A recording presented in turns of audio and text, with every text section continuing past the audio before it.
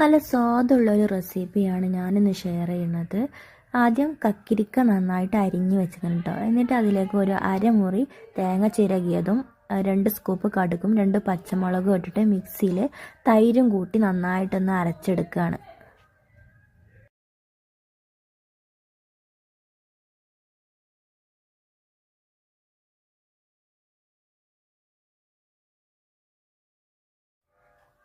എന്നിട്ട് വെളിച്ചെണ്ണ ചൂടായി വരുമ്പോൾ കടുക് പൊട്ടിച്ച് കറിവേപ്പിൻ്റെ ഇല ഇട്ടിട്ട് ഈ മിക്സിയിൽ അരച്ച് വെച്ച കൂട്ട് നമ്മൾ ഇതിലേക്ക് ഒഴിച്ച് കൊടുക്കുകയാണ്.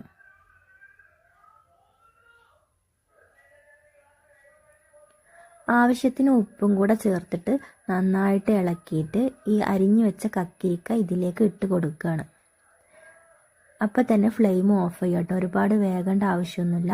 നല്ല സ്വാദിഷ്ടമായ കക്കിരിക്ക പച്ചടി റെഡി. ഇഷ്ടപ്പെട്ടാൽ ലൈക്ക് ചെയ്യാൻ മറക്കരുതേ. Thank you.